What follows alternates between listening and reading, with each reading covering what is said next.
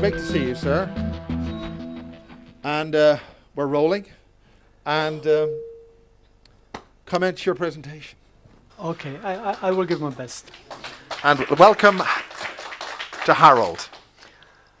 As you heard, I'm coming from Germany.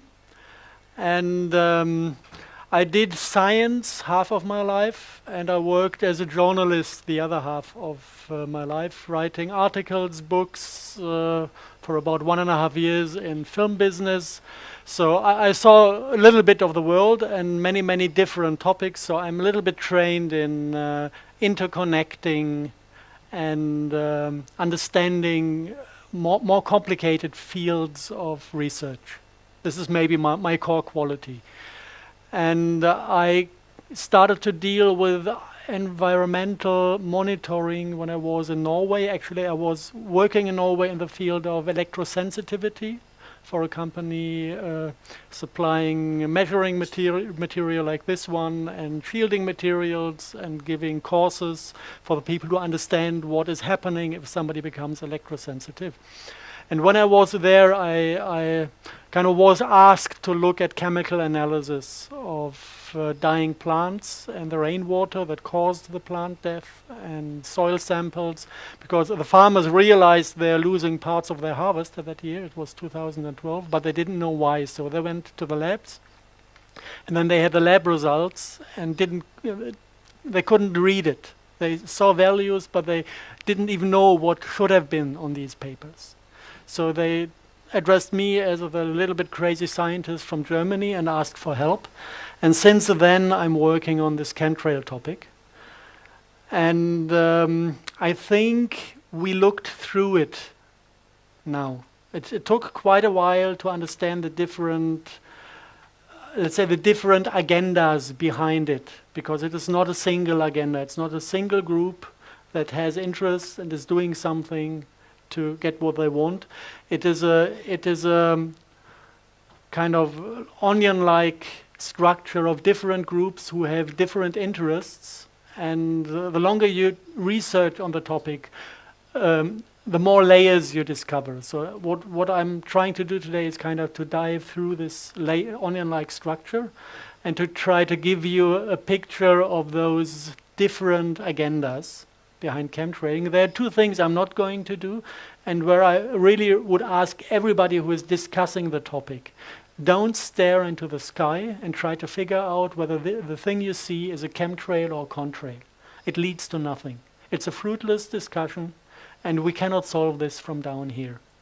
You cannot grab the stuff up there, you cannot make a chemical analysis. Just staring at it is hopeless. And the other thing that took me about 1 year, one lost year, is to deal with chemical analysis. This has one reason. If you make chemical analysis, you take a substance and dilute it in acids, and then whatever is dissolved by the acid can be analyzed. And what you get is metal values. You don't have a clue, if you did that, about the chemistry you analyzed or the crystal structure you analyzed, because everything that is dissolved, is gone, and all you have is the metal. This is one problem. You don't really see what you have. And the other problem is that not everything is soluble in acids. And actually the entire core technologies that we could discover later, if you check them in the lab, they are all completely resistant to acids. So there's no chance to get the real McCoy by chemical analysis. So those are two things I'm going to completely skip, also out of time reasons. I want to enter the entire picture from a different angle for today. And this is if we have somebody who is doing things in secret. It's not published in the newspapers, he will not talk about it in public. Then you have the other side of the game, that somebody is trying to figure out what is happening. And then there comes this ugly word, conspiracy theory, and one feels isolated. Could you stand closer to the podium, because it's better lit that way. Here, okay. Thank you. No, I dropped it.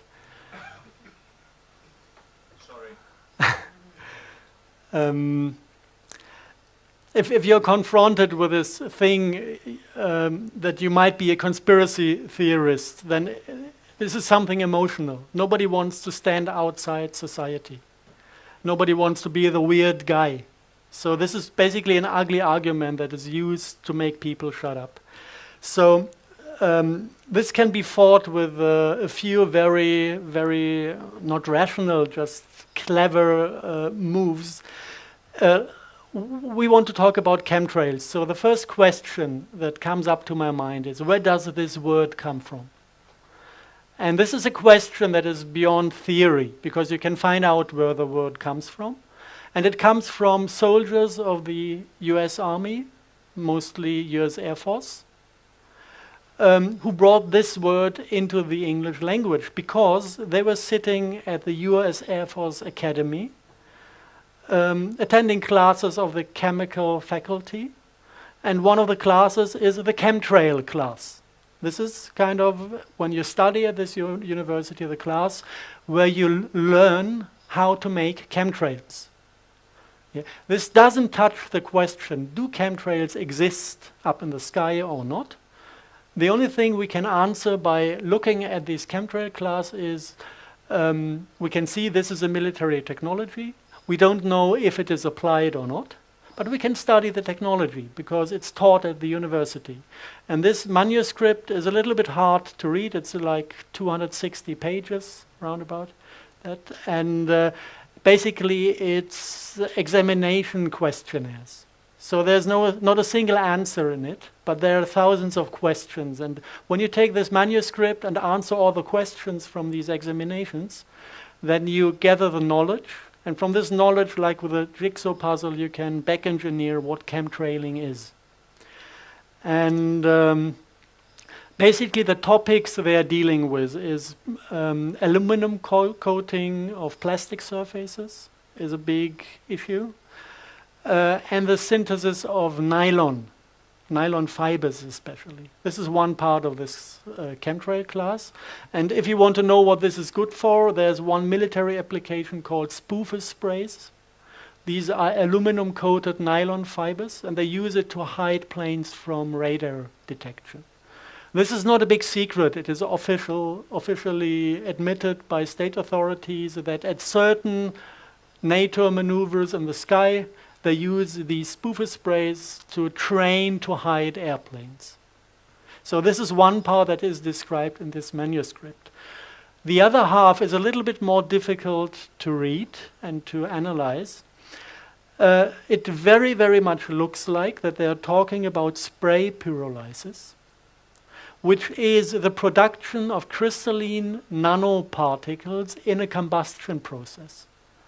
This is something that is done in industry when you want to produce certain types of nanoparticles.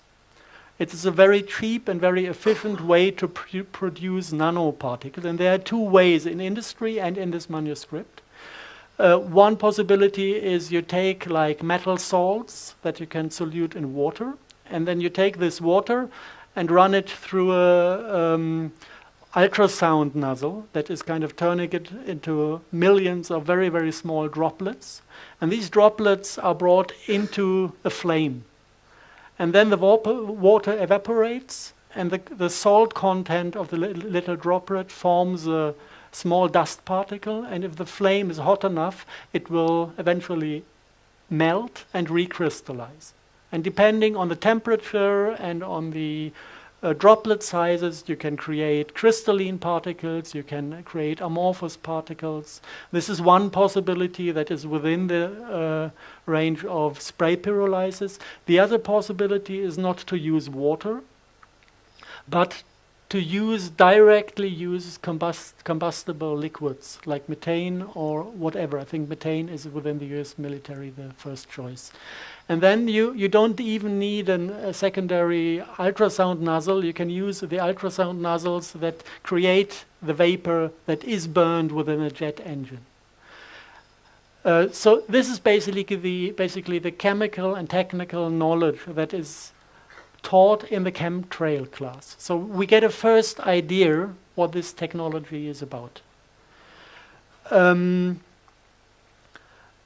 We still don't know if it is used regularly, if it is used sometimes, if this is something that is meant for wartime and in peacetime nobody even touches these technologies. We just learned something about the technology. Now,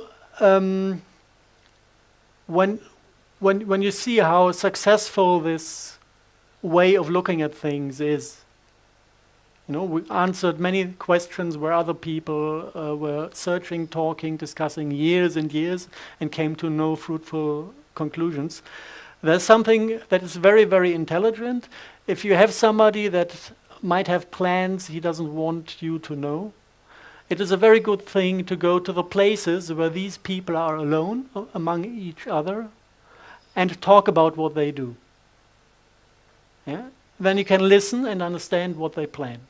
Actually, there's no other way to find out what's happening. So I started to get interested in internal papers of certain agencies. And there was one stupid mistake done by some network specialists in NASA. They published an internal paper, I think it's like 12, 15 years ago, that was classified, and it appeared for 2 days in the public domain of the main NASA website. And some people just by incident found it and copied the paper. And since then, actually this is public domain. It's brought out every now and then. It's discussed by people every now and then. It's not like a text that is giving a full description of what they are doing. Basically, it's just a PowerPoint that is displaying certain core terminologies. This is the paper in the original form, and the title is a little bit funny. It's Future Strategic Issues for Future Warfare. And they project this on the year 2025, as if they talk about future technologies. And then you have a very big, very small subtitle, The Future is Now. Now I'm a bit confused. Is it now, or is it in 15, 20 years that this is going to be brought out? If you go into the entire thing, you find a number of irritating statements. This is kind of the second page, the little one on top. Bots, Borgs, and humans. Welcome to the future. Bots is short term for nanobots, nanorobots. Borgs is a term coming from Star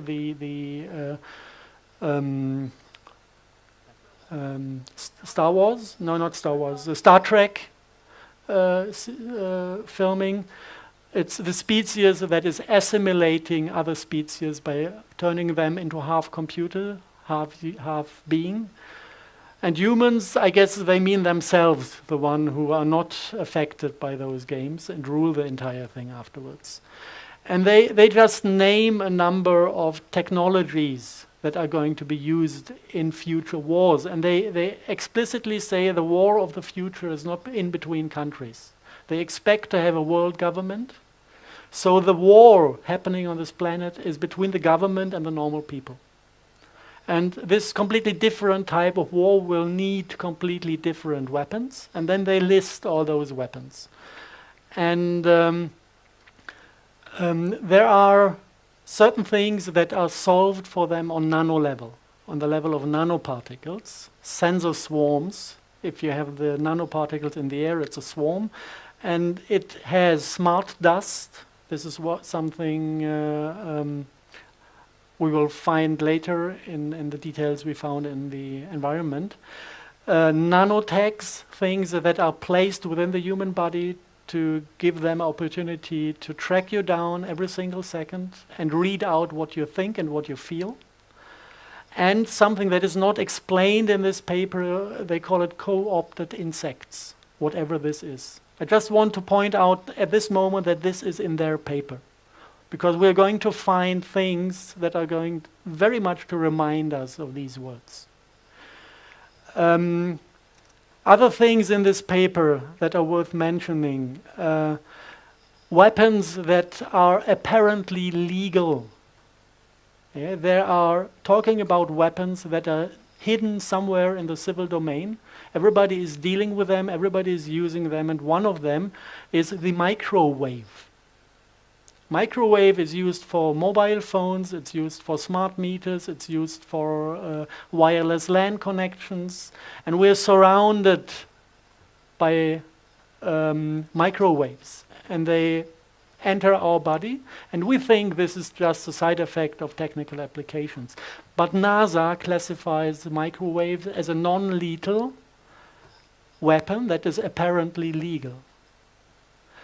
And they also name the effect of those weapons. It's behavioral performance decrements, seizures, gross alteration in brain function, 30 to 100% increase in brain flow, in blood flow in the brain, and also lethal effects that come over the time.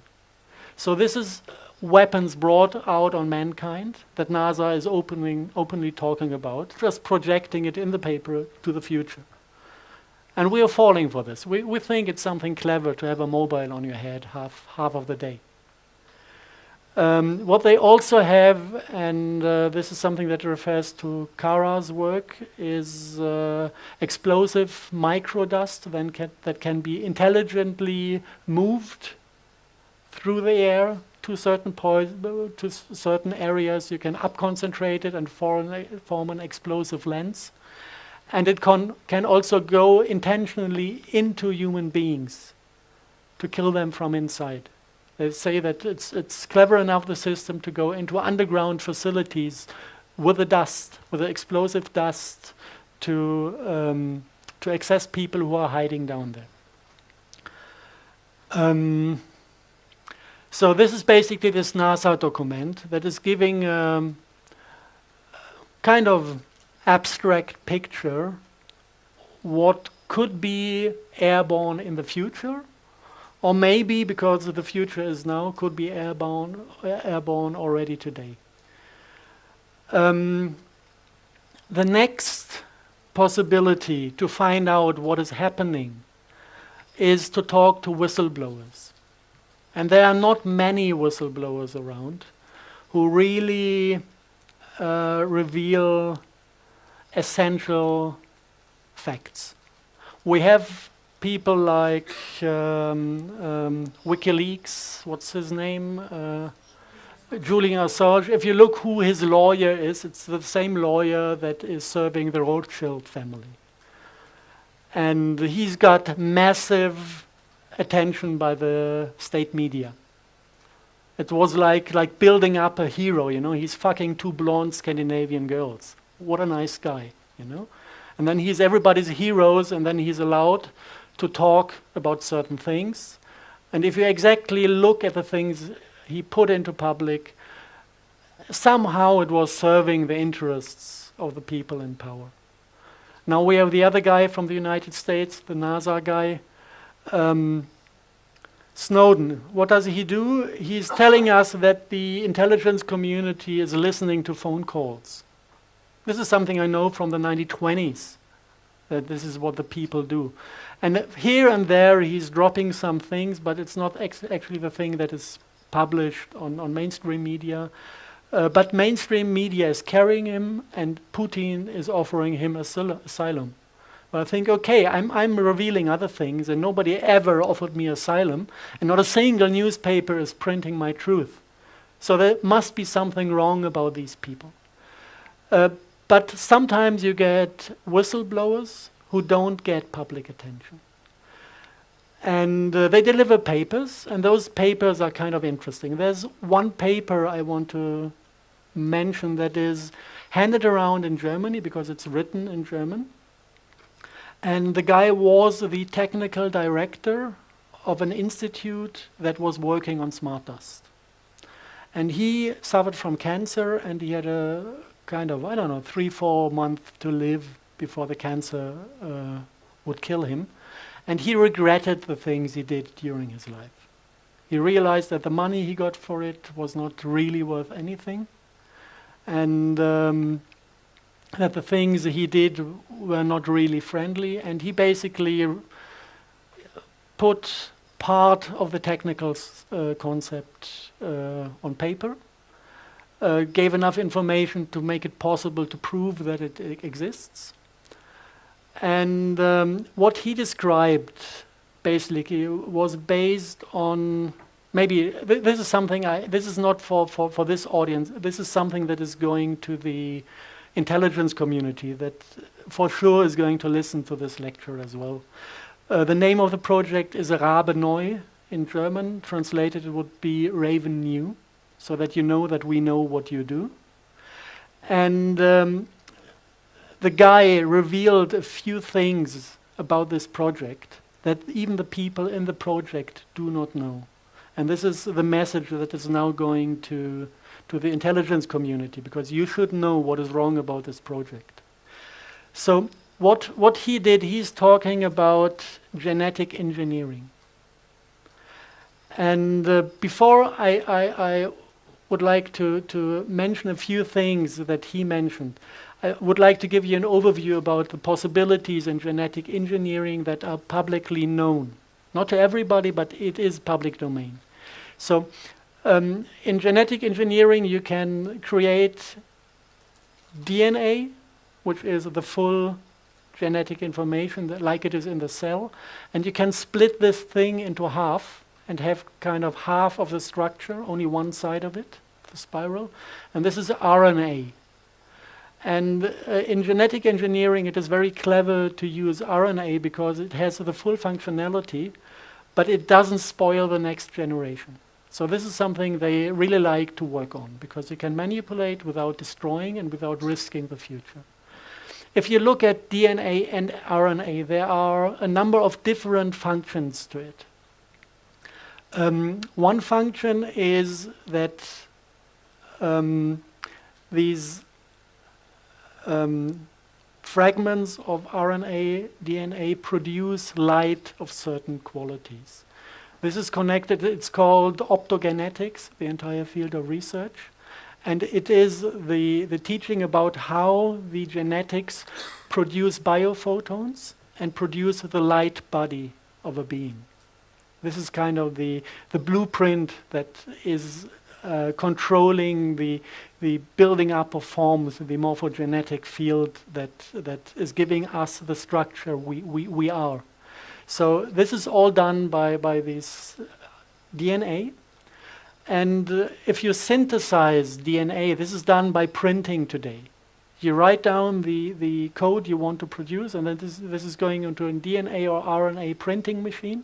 So you can define every single base pair of the structure and print it out. So what they do is, one of the fields is optogenetics, to invent and produce little fragments of RNA, DNA that produce light. The second thing is, and the second natural function of DNA is to produce substances. These parts of the DNA are producing RNA, the RNA is producing proteins, and the proteins start to build up the matter that the body is built out of.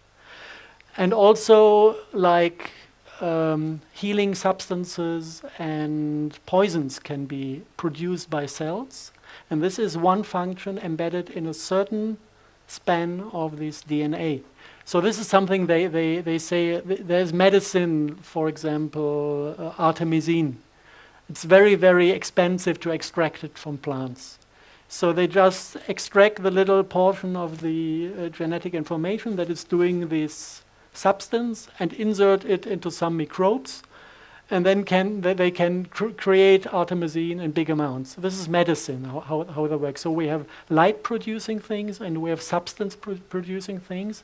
And then there's a new field of research. They realized that the base pairs can be mounted into a chain in a way that functions like a computer, like a logical element. And this is if you visualize this, it's like the old method with telephones, when you were dialing with sound. Every base pair has a resonance frequency. It's somewhere in the terahertz range. And if you hit the right frequency, it is opening, like a light conducting unit. And if you have a chain of these base pairs that react on different frequencies, you need a sequence of sounds to open all the fragments to make the entire thing conductive. So it goes like do do do do do, and then the next part of the genetic thing is activated to either produce light or to produce poison. And this is something beautiful out of their view of the world, because if you bring this RNA or DNA into the human body, you can kind of take a radio signal and activate it from outside to produce any substance you want or to produce any light you want. Light is emotion, light is thought, light is everything. Everything we sense as experience of ourselves. And a substance can do everything with us. It can poison us slowly, it can kill us immediately. And this is controllable by radio frequencies without risking that it is triggered without anyone to want it being triggered. And the guys said, actually, we know that this is dangerous to bring this out, so that was in the papers, so we introduced deactivation code, like a line of sounds that is completely taking the system out, and so that it cannot be abused by other entities. This is what he said. And he said this is airborne since 2003 in Europe. And he said that the second war, the last war in Iraq, was only done to test the system. It was the only real reason for the war. This is what he wanted to tell us, or from my point of view, the important stuff. Then he said some things aside that I counted to be very, very important. I don't think he did. He said they spent half a year and $10 billion to optimize the cluster topology. And this is something that I guess says nothing to anyone here, but if you're into the topic, if it's like having a virus and you want to bring the virus into a human being to have him infected with this, cluster topology is of no interest. You need to think about cluster topologies if you want to have this RNA or DNA clusters carry intelligence, carry soul, carry an artificial life form. Then it makes sense. And if you picture this, we are infected with this RNA, and the RNA is forming a cluster of 1 millimeter distances around us. And a cluster like this is able to carry a computer program or an artificial, non-physical structure or being. This structure can hoover through the field, but it also can hoover into us.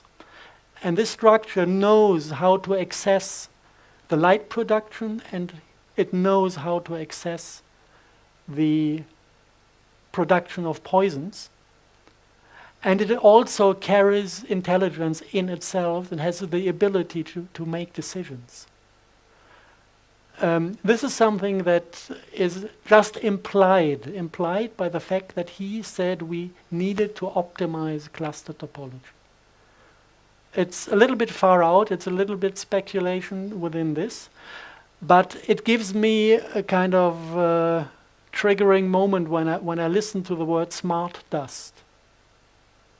Yeah? I get the feeling that this somehow is related to this capability of these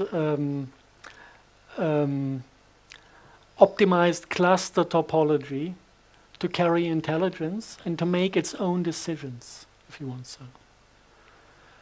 So this basically is just by looking at the spots where these people are among themselves and listening to some people who spoke out before they died.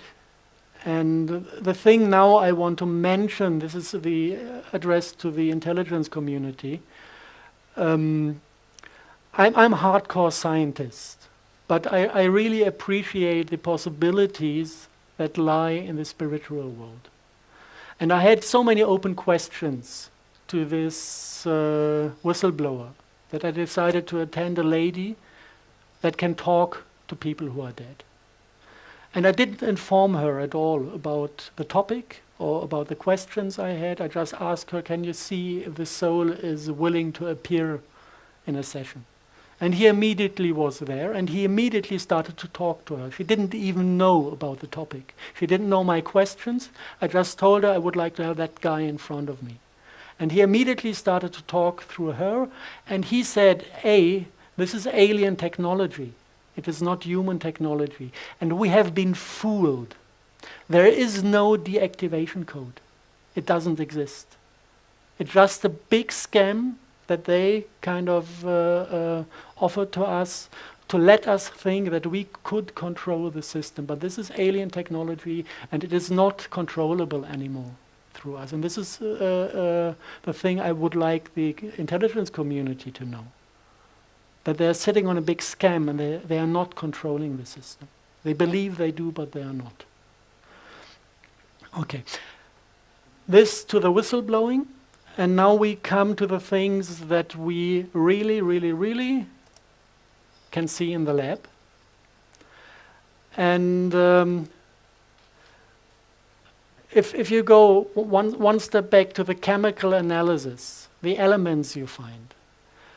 On one hand, you have this type of fingerprint. You find barium, strontium, titanium, and aluminum.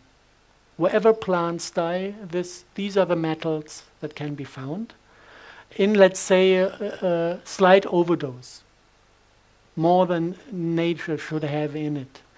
If you now check toxicology, it's not even close to the amount of heavy metals nature can take without suffering. If you look back at acid rain times, 1,000 times more heavy metals were soluted within the soil, entering the plant system. If you look back at industrial revolution, where we didn't have filters, burning coal like hell. You know, the times when London was buried under heavy smoke. We had much more, 1,000 times more heavy metals in the system than today. And nothing serious happened. So at that point, we had to start looking at optical analysis, microscope analysis of particles that we found in the rain, which is difficult because you need to take thousands of photos and samples to be lucky to have one sample that is giving you a pure fraction of one component. If you have the entire mixture, you see nothing. And so the things I'm going to show now basically are based on the work of a guy in Germany who spent 3 years, 4 years, 5 years, 6 hours a day in front of a microscope to find out what is in the rain. And one component is a piezoelectric nanocrystal. This is kind of a pure sample of the thing. You can see it has some kind of magnetism that makes the little particles join each other like magnets, which is one aspect of this piezoelectric properties. And the most amazing thing, if you look it up, piezoelectric properties could be expected with barium, strontium, titanate, which is kind of the fingerprint, barium, titanium, strontium that we are looking for. There's no aluminum in it, but 3 of the elements are contained in this piezoelectric crystal, and we can see that this is an extreme interesting crystal because this is now a raindrop dried on a piece of glass, put under the microscope, and when you remove the top layer and then come with your finger close to the drop or just breathe on top of it, you will see certain effects appearing, and I'm going to show this to you.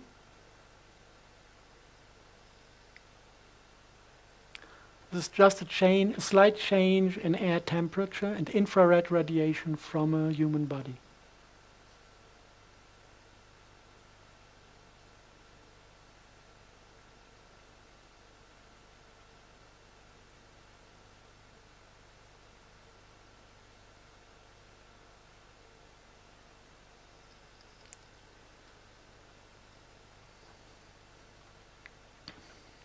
So we have highly transparent nanoparticles. They have a refraction that is 4 times higher than the one of diamonds.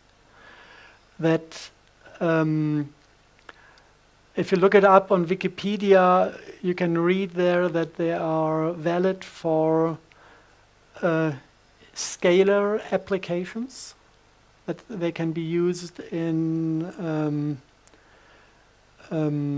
applications utilizing time reverse field structures. It is a set of physics that is not in the public domain. It's scalar physics. But even in Wikipedia, it is mentioned as one of the particles that has the ability to handle and process scalar waves. Let's put it this way. Maybe it's the easiest. This is the reason for the plant death, because the crystal is highly transparent, but it absorbs UV light.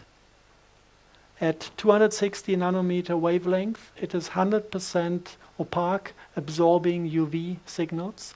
And this is exactly the frequency where the plants are processing the cell division impulse. Cell division occurs if a UV biophoton is hitting a cell. This is kind of the trigger to tell the cell, please divide into 2. And if you have these particles within the plant tissue, you absorb all these cell division signals and the plant stops growing. This is actually the thing that caused mad cow disease in the 80s. If you look exactly at the medical research concerning mad cow disease, you find that there are 3 reasons to get this disease.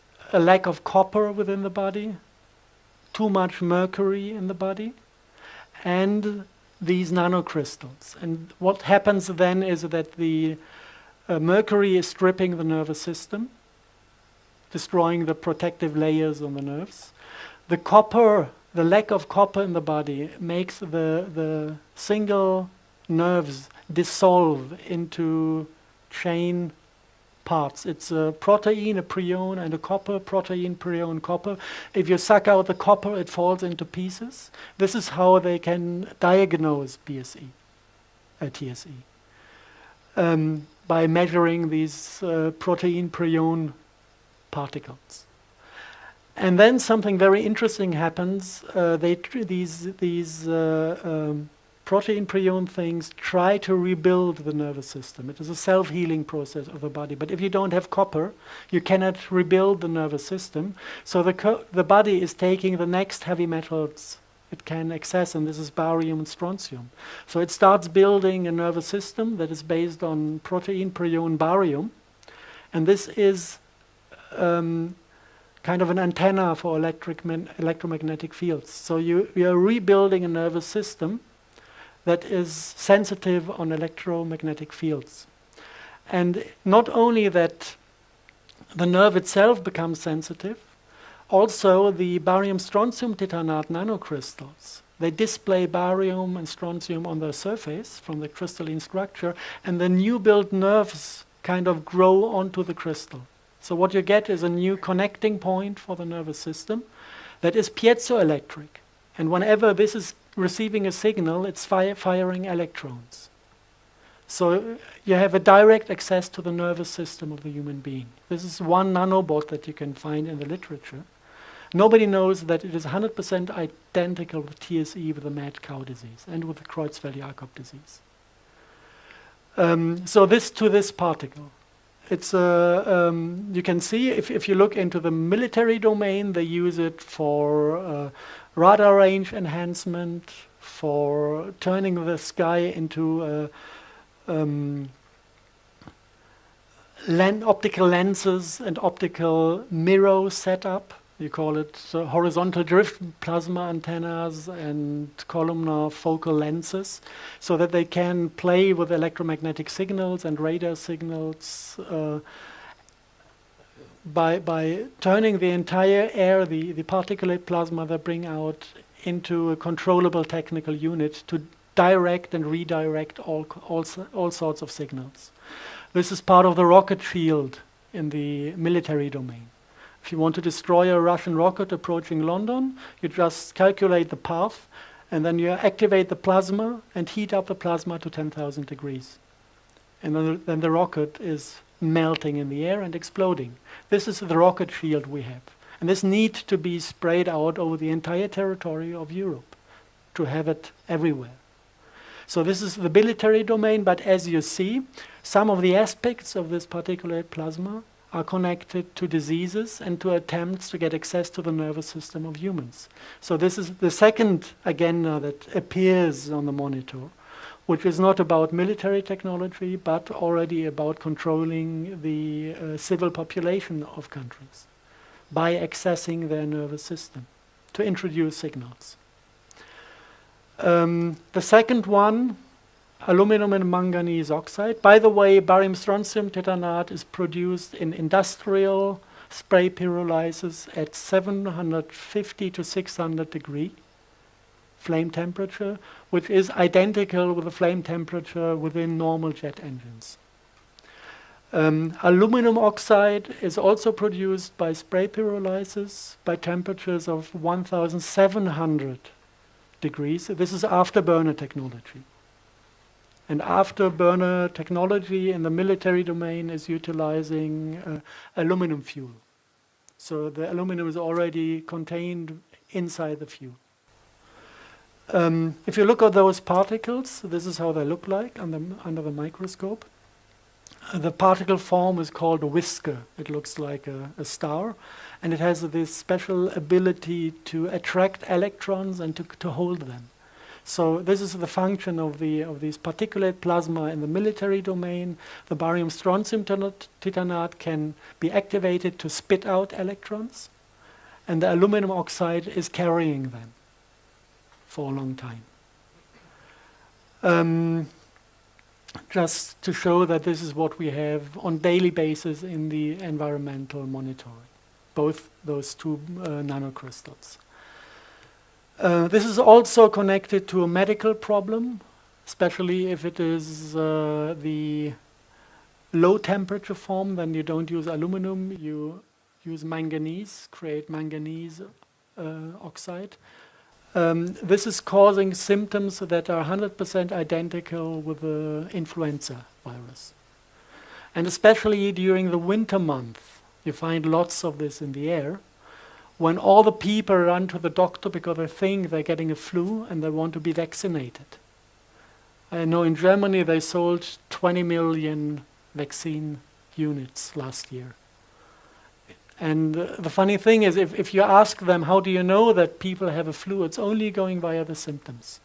We had 6 people examined on molecular level to find out what kind of flu virus caused the disease. 6 people in this entire season in Germany, and from there they make statistics. So basically this is sprayed hysteria, and it has nothing to do with the virus, and running to the doctors to get vaccinated is suicide. Okay, the next thing that you can find in environmental monitoring are Morgellons. If you look at the things the vaccination is containing, starting with mercury, this is pure poison. Starting with the chelates that pull out copper from your body, you start realizing that there's a plan behind it. Yeah. We know all this about the TSE scandal because of one guy called Purdy. He was a farmer in Great Britain that had a biological run farm. And he refused mandatory vaccination for his animals. And none of his cattle had TSE, not a single one, just because he refused the vaccination. And this was at the moment when he woke up. And 10 months later, he died of brain cancer. Just to refer to the list of microwave weapons and their application. Okay, in the NASA presentation, we had the nanotags that are apparently there to track down people, to find out where they are and what they think. Um, the first public, nice, detailed public description was in the book of Cara St. Louis Farrelly, The Sun Thief, where she says that there are hollow fibers sprayed, self-replicating hollow fibers that are there to kind of read out the light fingerprint of your DNA, transform it into an electromagnetic radio signal that is detectable via satellite and ground stations. This is what she found out by analyzing information dealt with the chemtrail communities in the United States. She never mentioned the name Morgellons in her book, but if you look at these Morgellons, who had heard about the Morgellons disease? Half of you, okay. Let's just have a look at them. Nice creatures. This is a German tomato that got some German rain on top of itself.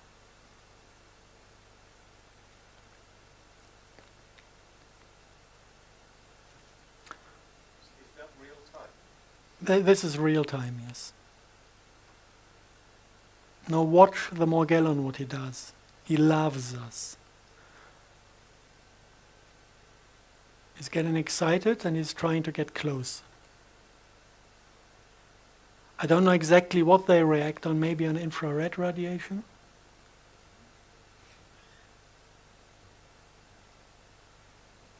So these are basically, it's mycelium of a certain type of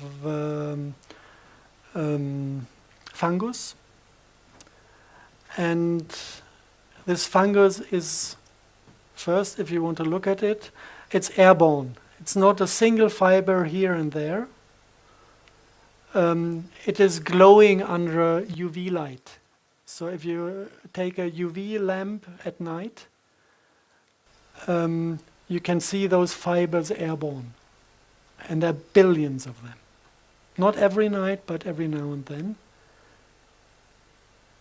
You can see them fly around.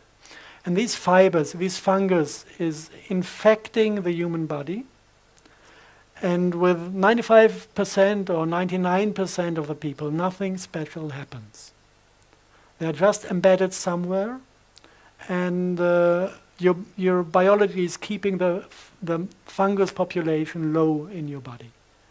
They just function as a plasmonic antenna to send out a signal, but you don't get sick from it. You don't get ill.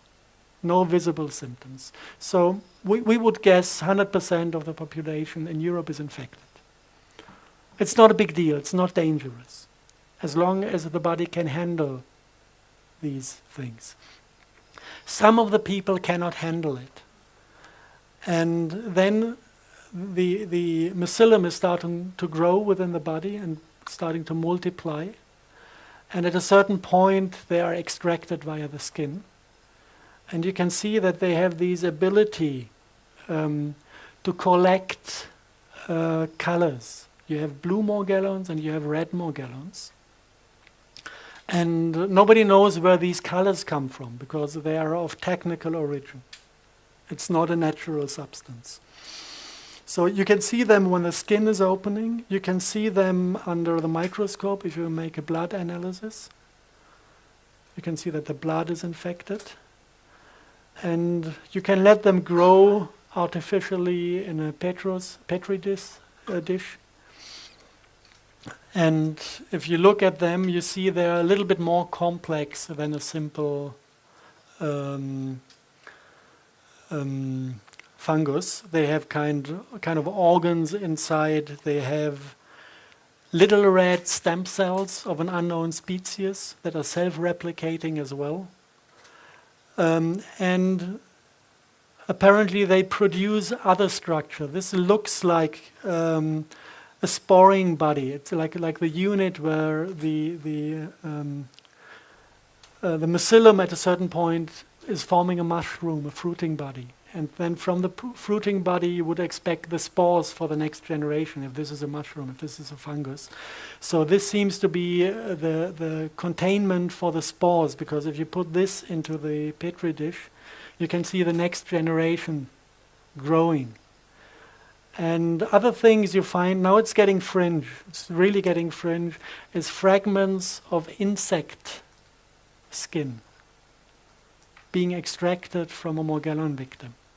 So something makes these, something from this disease is making insect parts or insects grow within the human body. Did I say co-opted insects when we had this NASA paper? We're getting there. To understand what this is all about, at first sight this is a disease that should be cured. We worked on finding a remedy to cure Morgellons disease. It's easy. You don't even need to fight the Morgellons. You just need to re-establish a healthy environment within the human body. Take out the acids, take out the heavy metals, cure the function of the liver that is irritated by mercury and that is irritated by a disturbed candida environment. This is due to antibiotics.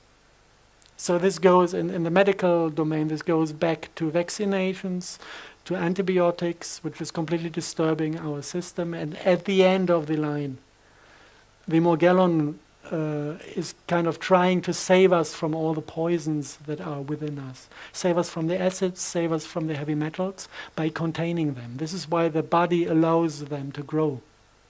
So this is actually not a disease that is infecting us with bad intentions.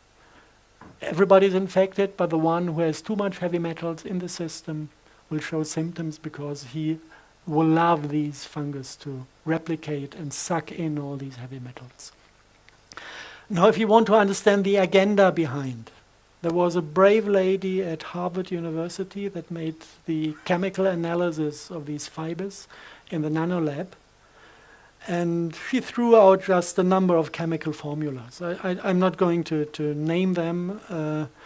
And she also analyzed the single color particles that she found in the air, also the color airborne, that then at a certain point is entering the mycelium after it replicated within the human body.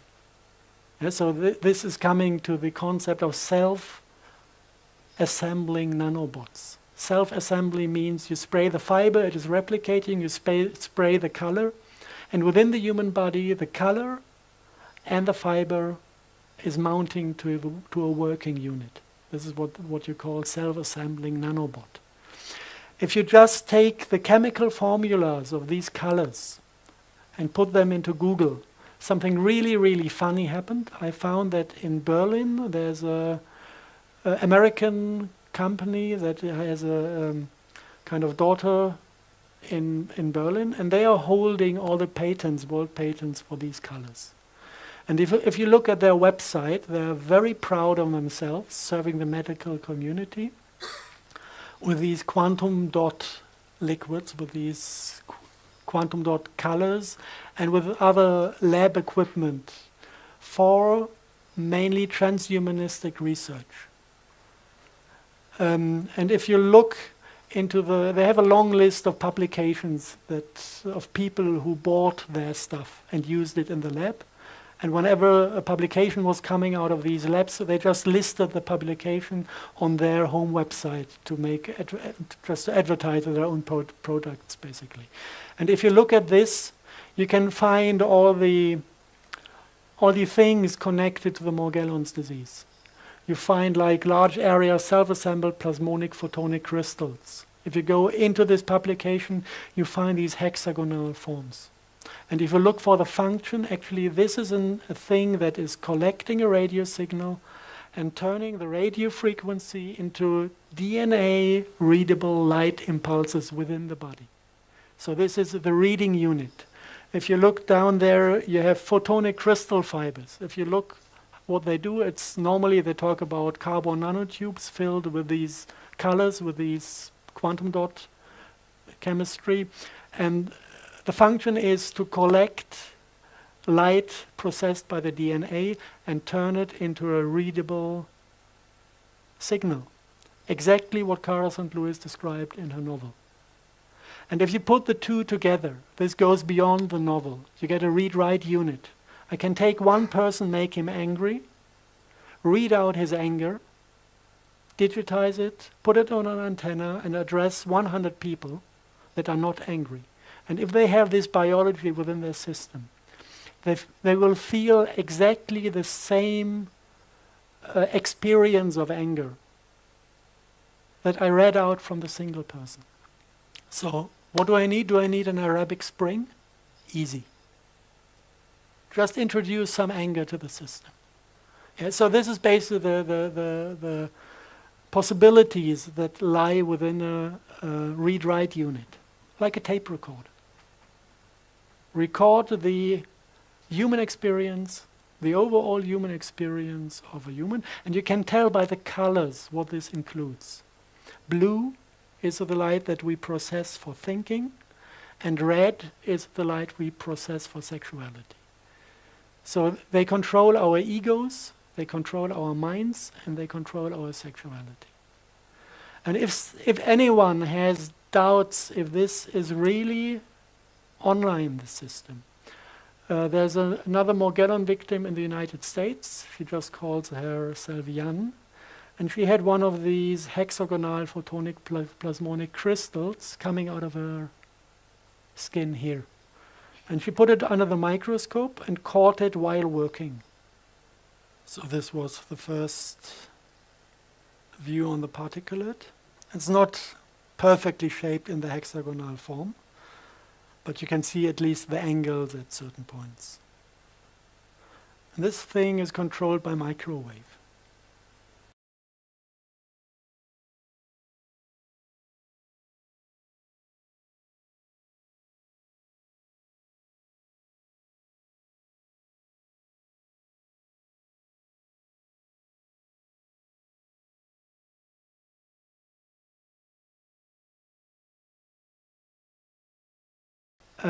Now there are a few more aspects of this Morgellon disease that are a little bit strange. Morgellon victims have this sensation of insects crawling through their body. It's sometimes the disease is called delusional parasitosis. And the doctors say this is pure madness, and normally what they give is psychopharmaca.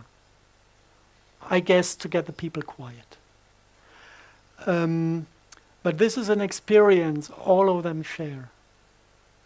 And one thing that is irritating me, you have these little red stem cells. And if you look at the family of the Morgellon fungus, he's a close relative to certain myco-insecticides. And they have also this property. They are trained to kill insects. It's for agro-business. So what they do, they attack, let's say, a fly. They eat the fly from inside, and then they assimilate the DNA of the fly and form the fruiting body in form of the fly, and make the eyes of the fly, or the artificial fly, of the pseudomorphic fly, glow with exactly this type of artificial light created by a fungus. And this is attracting other flies to get infected with this fungus. So this is something this family loves to do. Now, I would expect this family, if it attacks humans, to extract human DNA and to form fruiting bodies in the form of a human embryo, because this is within the biology of this fungus family. But it is bringing in red stem cells. And the morphogenesis of the fruiting body is pretty close to a human embryo. But there are certain differences and there are certain properties of this form that are not human. And especially one thing is these embryo-shaped things.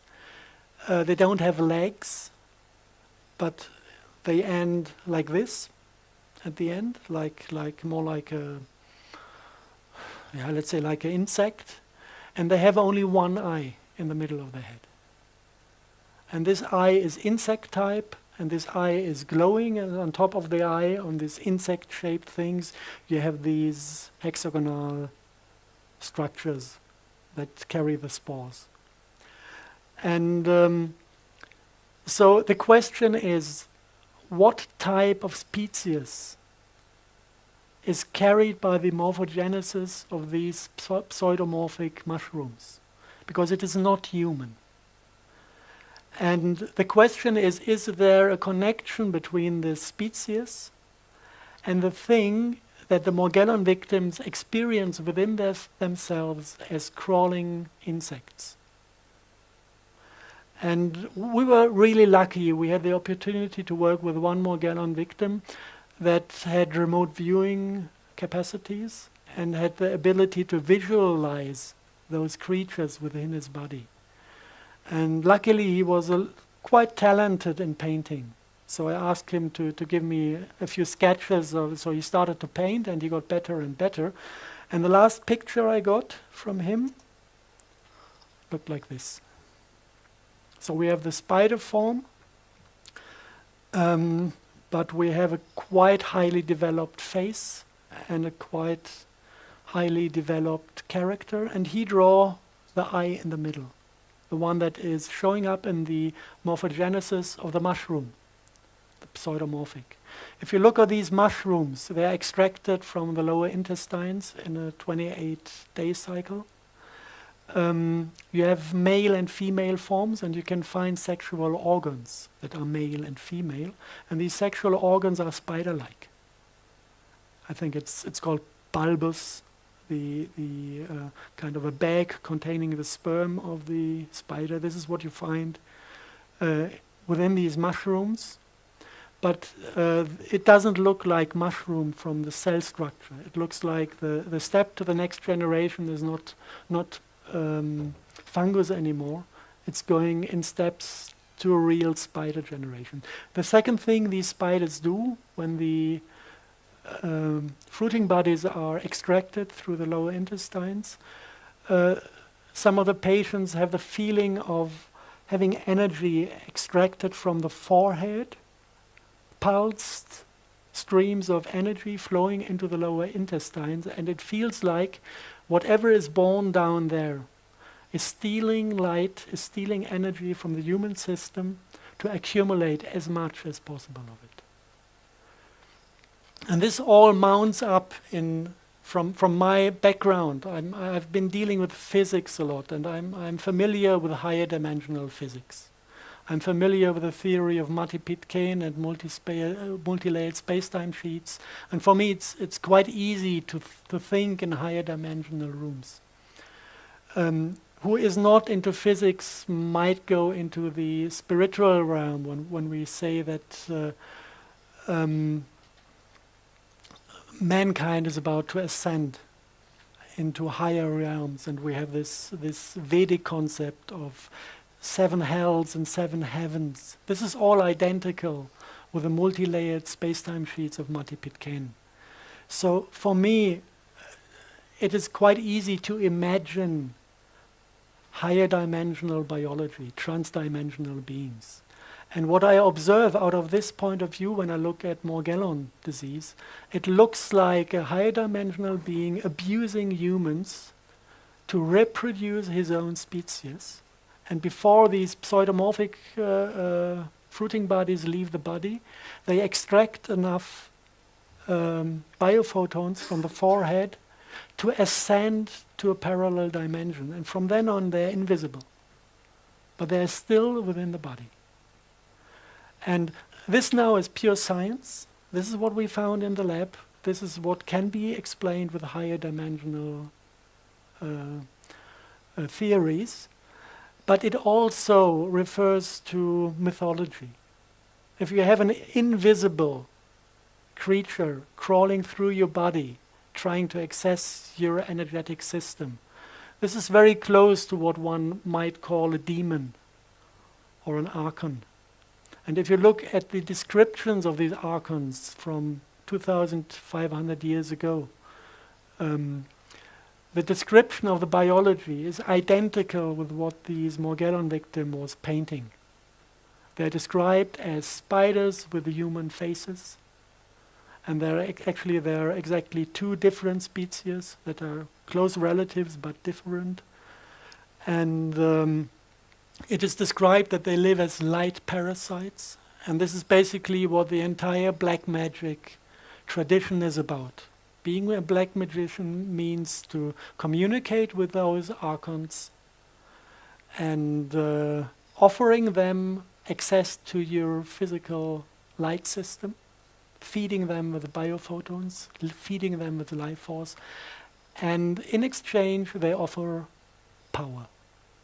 Power over other human beings. This is what black magic rituals are always about. So we're starting to get a picture here. And if you look at the political entities who might be responsible to introduce Morgellons into the air, look into the United States. We have the Bush family in power. Even if it's not called Bush, there's Bush inside. And they're all members of Skull and Bones. Sounds pretty black magic.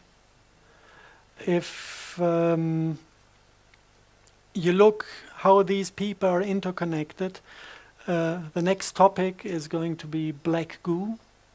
And there's one big black goo deposit in Paraguay. And there's one village next to this black goo deposit. And the Bush family has her big villa escape territories. When they are chucked out of the United States, they're going to be down there, living in this little village in Paraguay. And a friend of mine went down there to get samples of this black goo from Paraguay. And he realized that Angela Merkel had her villa next door. Yeah? And this black goo has to do something with the communication with demons. This is in the black magic tradition. These black goo schists were used to communicate with the demons. So this all interconnects on political, scientific, and the level of mythology. We can access black goo also from the little pictures from the microscope. This is German rain. And if you want to know what this liquid does, you can have a look at it in the lab. When you have bigger amounts of it, it looks like this.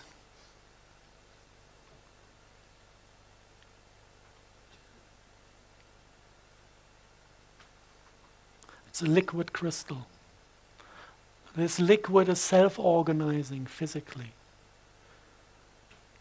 And this, at the moment, is sleeping. It's not aware of being observed, it's quiet. Sometimes when it doesn't like to be observed, it might jump out of the pot straight into your face. If you have two of those in one room, get them 5 meters close to each other, they stare at each other, then they decide that they want to be united. And then they start to pull. It's like magnetism, but it's intelligent. And when they realize that you hold them within the vessel and they cannot escape, they get angry and start to shake the vessel and try to break through the wall. Because they know once they are through, they can flow over the ground and unite to a bigger unit. This is something you can just observe in the lab. And especially this liquid was extracted from those black stones. This is World War II leftovers. We found them in an underground facility in Bavaria, 1/2 ton of it. So we can imagine that the SS processed quite a bit of this. And I guess that the guys found also the technology to extract the oil from it. Must have been there in written form because they did it in the lab successfully.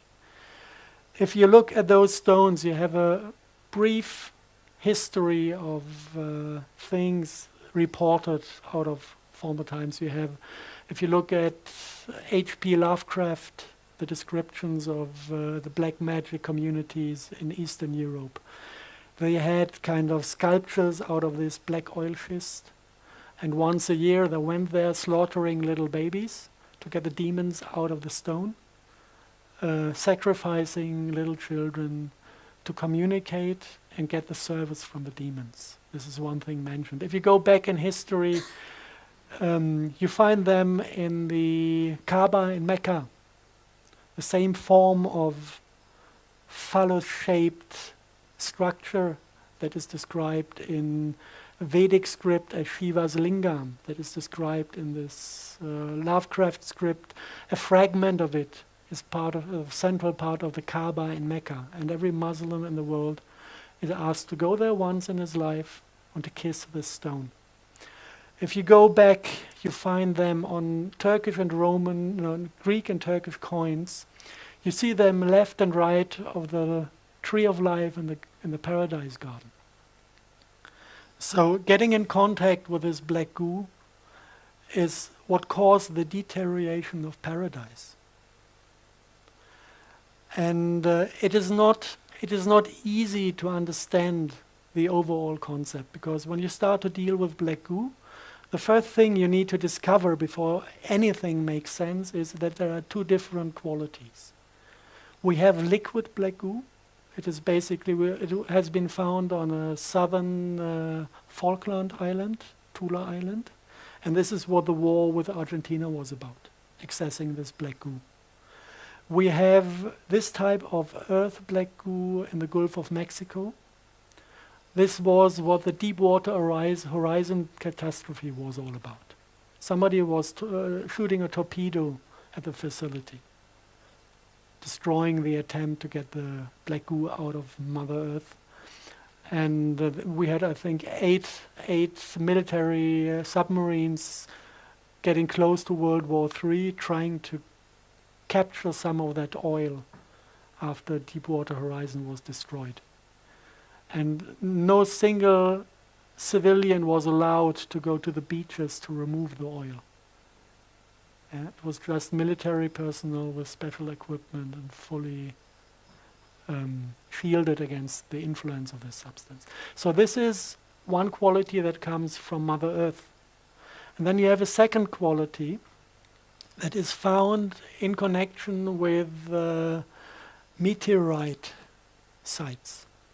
If you look at the thing in Paraguay, you can exactly see by the form the stones are broken in the environment that was an impact of a meteorite.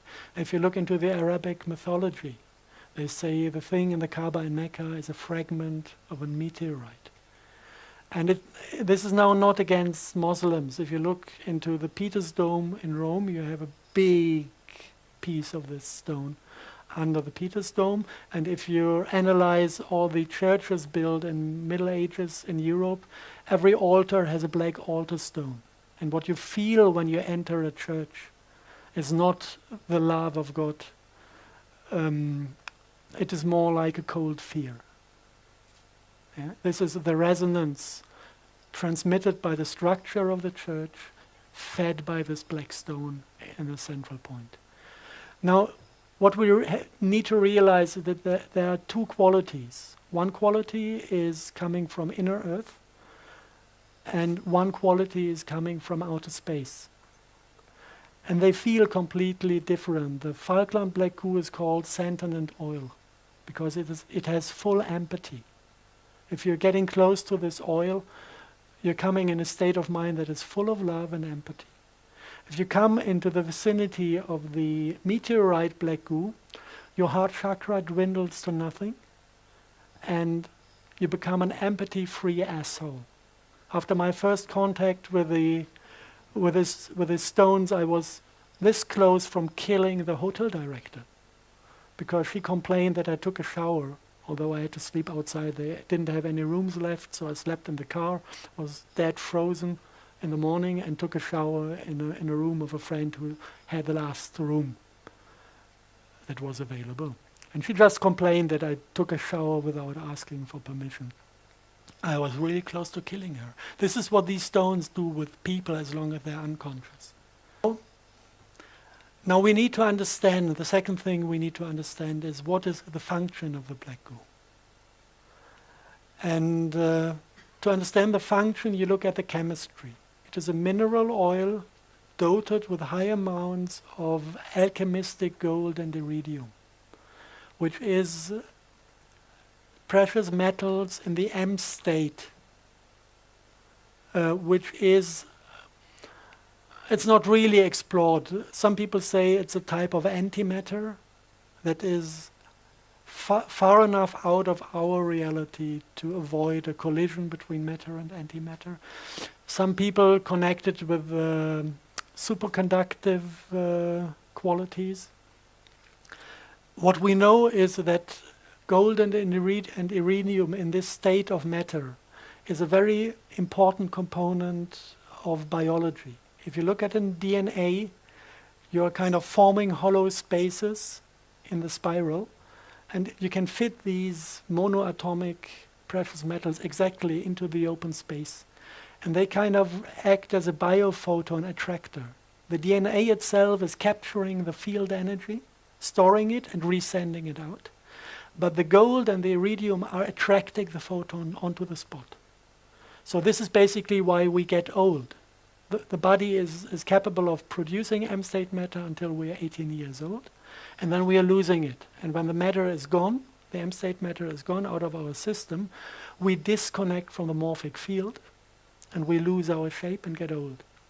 This is why the Egyptian priests fed themselves with these M-state matter, and it's reported that they managed to get 800 years old, because this function was out of work. So basically there is a kind of fractal similarity between the function on light level of a human being and the function of the black goo within the earth or wherever it is, in a way that we are divided, we live in duality, we are single individuals that are only a little bit connected, interconnected with talk and telepathy sometimes, and with a beautiful smile one might receive, and we are kind of coming and going in generations. But the way we are processing light is actually the same as the black goo is processing light, creating this funny type of quantum magnetism. This is a light effect. So I came to the, let's call it a theory because I cannot prove it, that basically life is first created within a planet when water and CO2 is forming this type of black goo oil in transmutation processes. We had this process in the lab. We can replicate it. This is why I'm pretty sure with this part, that this is initially formed out of water and carbon dioxide by vortical motions, because we can do it in the lab. And then this type of black goo at a certain point is exiting the earth, coming into the oceans. This is what you call a black smoker on the ground of the ocean. And this is where the geologists say there was the place where the first life was formed. Because of the repetitive light patterns start to modify with this oil. And the first simple life forms can be built that develop generations and individuals. Like a mass of oil can divide into 2 drops. This is a process of individualization. But the thing is that the light process is happening on a scalar level. So it doesn't distance does not matter. We can penetrate matter without interacting. So what this created, this is my theory, is that basically the entire biology on top, in the biosphere, on top of the planet, is interconnected with the black goo of the planet in a kind of mirror function. Everything we think, everything we feel, everything that is processed within the light body of a human is sent down there, and we have a holofractal, immortal being in the center of the earth that knows everything one can know, remembers everything that ever happened. And this might be the thing that is called the Akasha Chronicle. And this is what is giving the entire biosphere instinct. And the people who interact with this entity, they say it is a motherly creature.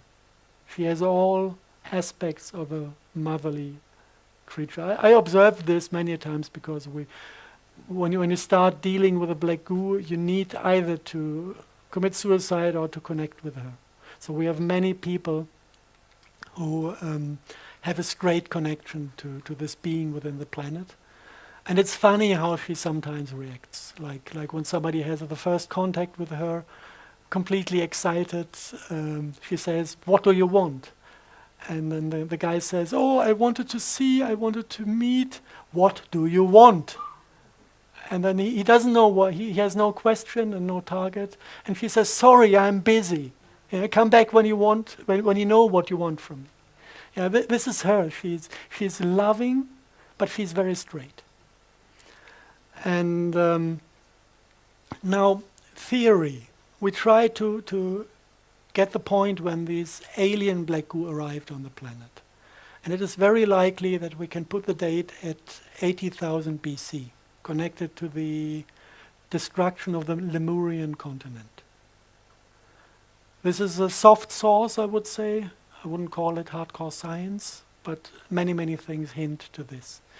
And people who have memory of incarnations in that time report that in the moment when Lemuria went down, there was a swarm of meteorites coming in, hundreds of them, hitting the earth, containing this black goo. And they also say that connected with these meteorites, there was an invasion of a species that said actually that they are in trouble and that they need asylum, and ask the people of that time to give them that asylum. And after some times they realized that this was fraud, that they begged for help.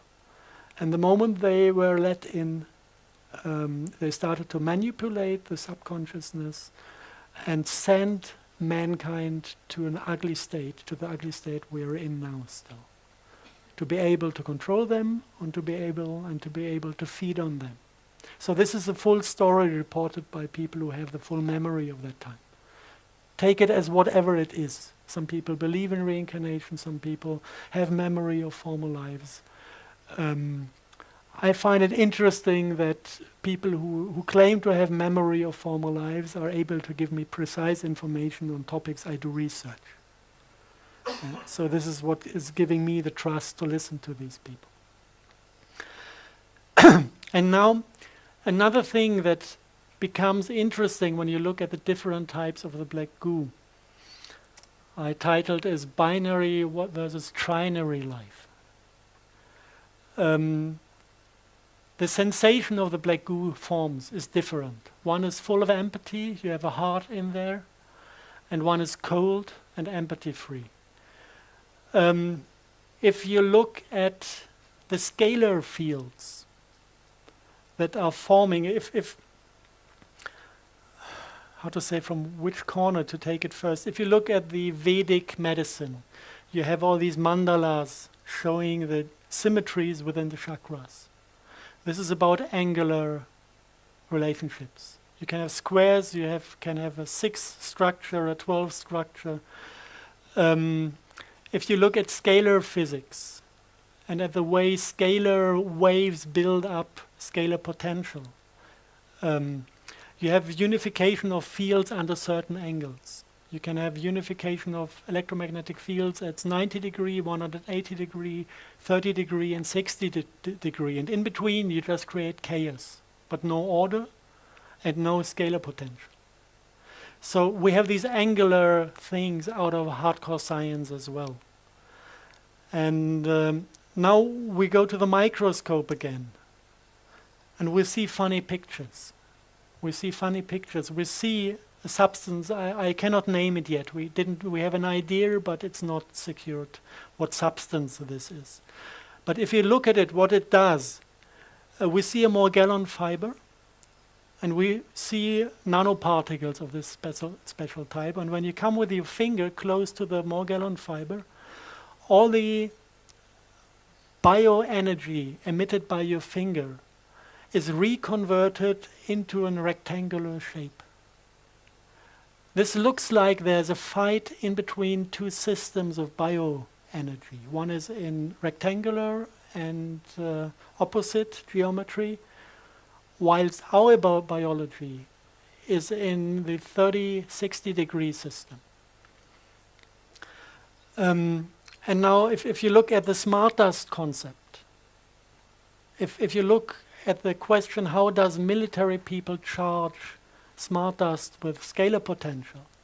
They always use two antenna setups with the opposite wave to get the scalar energy into the fields. This is kind of the rectangular 180-degree concept.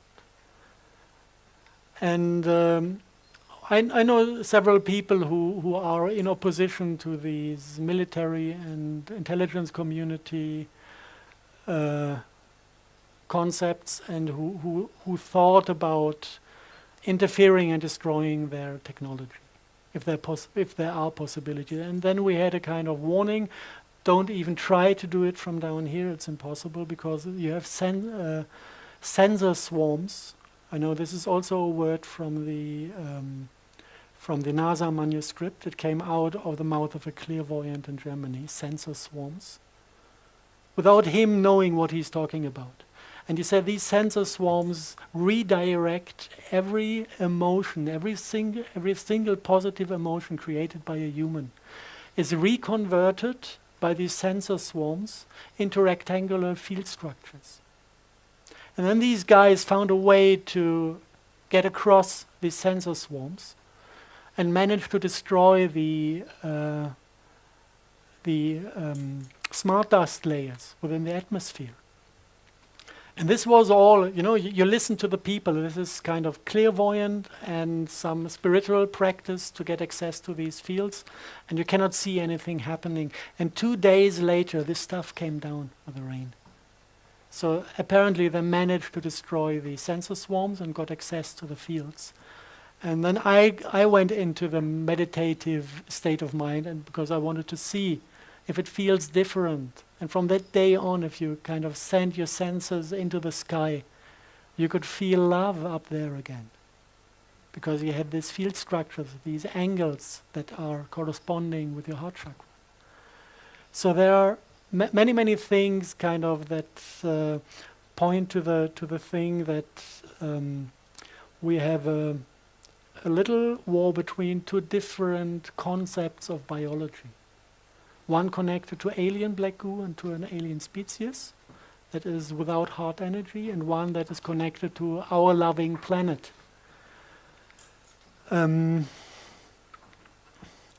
So I will try now to get the big picture of this smart dust concept. Also with displaying the different agendas behind. If you want to have something working, it is cybernetics. If you want to have something working, you need a source and a sink, like with a battery. You need a plus and a minus, and then you get action. So in this field in the sky, you need a source, and this is basically the HARP technology. This is what is emitting the big amounts of microwave energy into the skies. And you have different antenna systems that operate on different frequencies. I know the things called weather radar. They're working on very, very core frequencies triggering certain capacities of water. And they are also part of the scalar wave patterns you can observe in the sky. Like Marion Island, we have beautiful satellite images capturing Marion Island meteorological station, transmitting a huge scalar wave that is forming cloud patterns in the direction of Japan when they had earthquakes up there. So this is not only microwave, it also is working on a kilohertz range, and it's working on ELF, low frequency range. So this entire antenna park on the planet is our source. Then we have agents in the sky that are controlled by this to directly achieve goals, like rocket shield, like weather weapon, earthquake weapon. This is the military domain. I just visualized with a small blue circle, going from HARP to the particle zoo and going back, harvesting the results of this technology. Then these military guys have been fooled or guided by the intelligence community. It's easy to see how this looks in reality. There was one admiral of the US Navy who was asked by the CIA to assist spraying, and he said no. And one day later, he was found shot with 2 bullets in his chest, and they said it's suicide. I want to see a guy committing suicide with 2 bullets in his own chest. Yeah. This is a clear language. The next one that was in charge of this position said yes. Since then, the US Navy is taking part in the spraying programs. So this is the second agenda behind is intelligence community. And this is a little bit more complicated. In this agenda, you take the energy, and it is kind of collected by the piezoelectric crystals also within the body. You have a shifting in frequency, up converting the microwave to biodigestible light, sending this light into the DNA, reading out the information of the DNA, and then it is processed by the Morgellons and collected by the technology of the intelligence community to read out our state of mind, and by reinserting it onto the heart technology, they can also insert patterns of the same quality. So they just grab it here and start back from the beginning to control our consciousness. This is the second agenda, the second thing.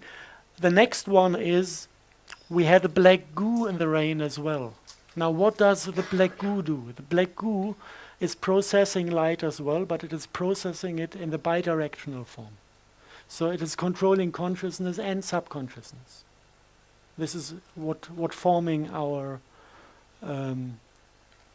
way we receive, we look at reality. So the subconsciousness is a time reverse component of a bidirectional signal.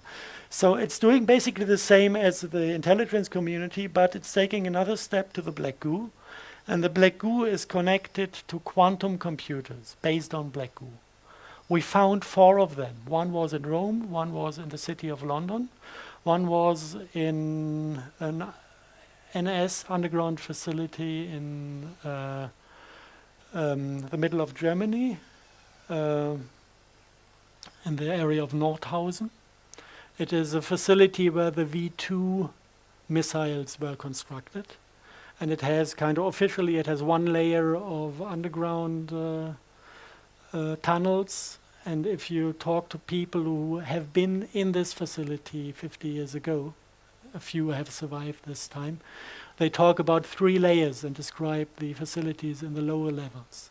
And there's one of these black goo quantum computers in it, resembling artificial ley lines. Like 1.50 meters in diameter, big pipes containing black goo.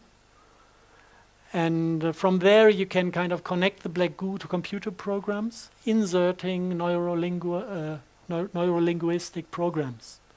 This is basically what happened to mankind. We have been natural once, and then suddenly you have concepts appearing in your mind like revenge. This is a neurolinguistic program that is causing only that we cannot stop killing each other. In nature, it does not exist. You will never find an animal taking revenge. You can find a rival, yes, but no revenge. The word no is a demonic neurolinguistic program because these entities know that we create our own reality by thinking. So they just introduced a new word that does not exist in nature to turn everything on the head. No more war. And the quantum physics is only reading more war. And it is manifesting more war. So all these neurolinguistic programs are inserted in certain computers, processing black goo. And there was one in Rome, one in Germany, one in the city of London, and one somewhere between Washington, D.C. and New York. And in the center of the entire thing, this is now the demonic agenda. In the center of the entire thing, we have a controlling unit, and this is this synthetic RNA that is sprayed. That is pure artificial intelligence.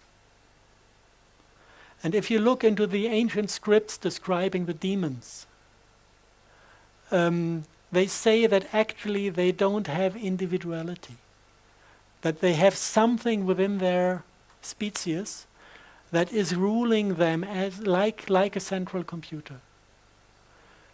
And if you look at this, you can again, this is not proven, but it makes a story. You can imagine this species starting to travel space, maybe leaving the women behind, and thinking about, with all their knowledge they had gathered, about a way to manipulate. First, they knew they had to take their collective subconsciousness with them to survive as a species.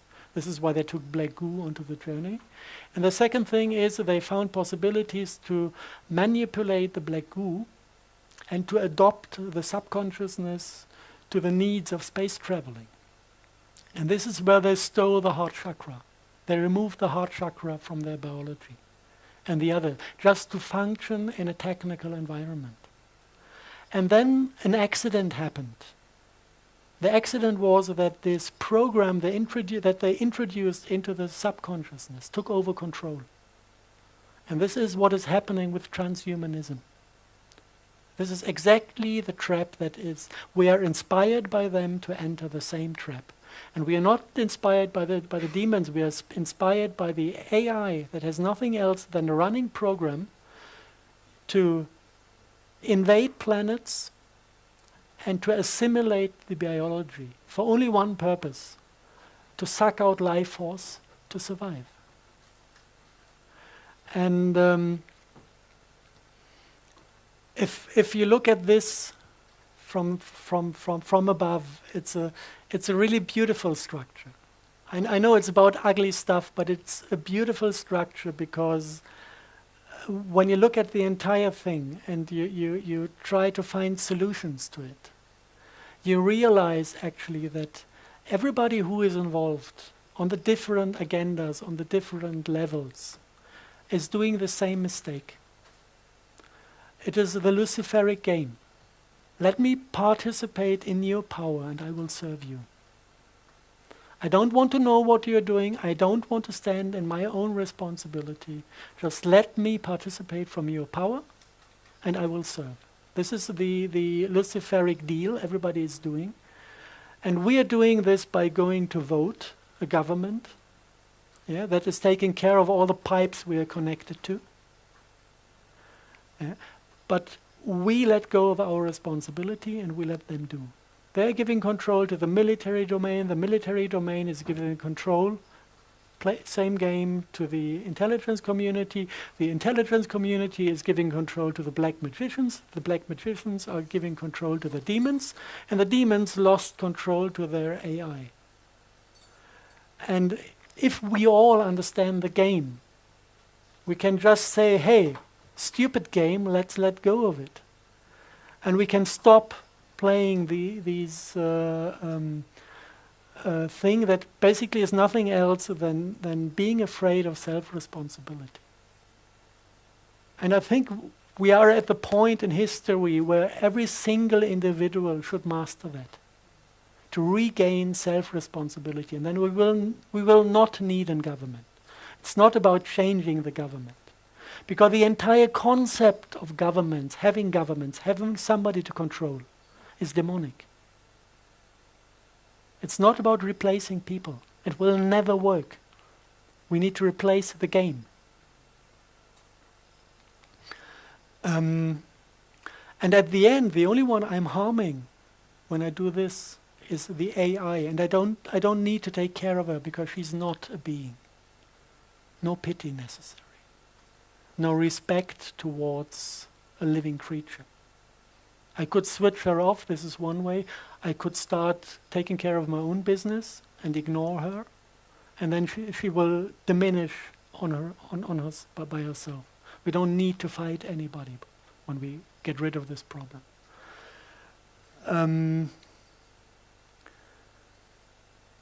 Yeah, that's basically it.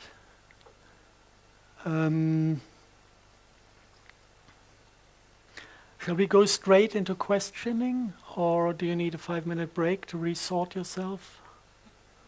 Yes, if anybody wants to ask questions, you want to come up this way, please. They give you a mic. Maybe until you're sorted with a mic. We did yesterday, we did 3 hours recording for basis 46. And I kind of left out the core I described today. But I went into the single aspects that are connected to it. We had 1 hour about scalar physics to really, really understand what this is about, how this 4-dimensional physics work, and how 4-dimensional biology can exist in it. We went into this topic of regaining self-responsibility. This is the 3rd part. And we went a little bit deeper into the Morgellons disease and the black goose story. Because now it's 1.5 hours, and normally I take 6 hours for the full lecture. I do seminars normally. 6 hours is enough to transport everything I would like to say. So we have 1.5 now, and the other 3 hours are in the basis interviews. You will have online in a few weeks. So whoever wants to go deeper into the into the topic can get the other 3 hours on the internet.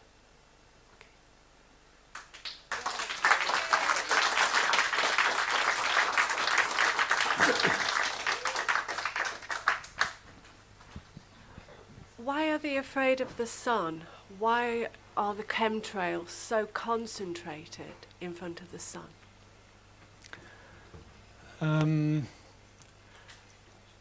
This is something we can observe. Actually, it is the only thing we can observe from ground level. In the evening time, if you look at the sun, it's always hidden behind stripes. And if you look at the opposite side of the sky, it's completely clear and you can see the stars. But this is not out of the reason that they spray in front of the sun. It is out of the reason that the particles photoionize. As long as they have sunlight, they automatically spit electrons, get charged, and attract vapor from the surrounding air, and make clouds, or stripes, or whatever. And the moment the sun is gone on the night side of the evening sky, they lose charge, and the humidity goes back into vapor, and then you have a clear sky. So it's not that they spray only. The spraying, the particle plasma is everywhere at the same time. Right. But you can see it mainly in front of the sun, because over there it's still photoionized. Yeah. Of course, there are more agendas behind the spraying that are connected to the sun. They want to cut us off from sources of information, because development is always about taking in information. And there's a lot of information coming from outer space, from the central black hole in the galaxy. There's information coming from the sun. And of course, they want us not to develop. So it is a good idea to cut us off from this.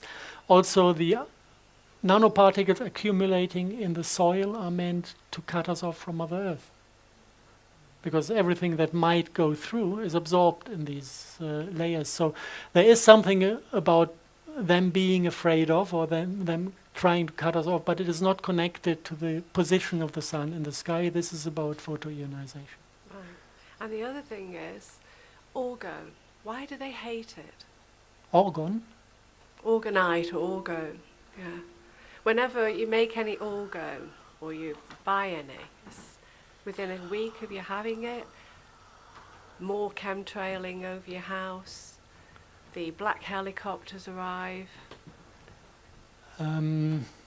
Okay, this has to be something with... you need to look into the work of Wilhelm Reich to understand this. And Wilhelm Reich found a method to extract certain field structures, energy potentials from the sky. He said he's removing Dor to get the sky clean again. And this is a rather complex thing.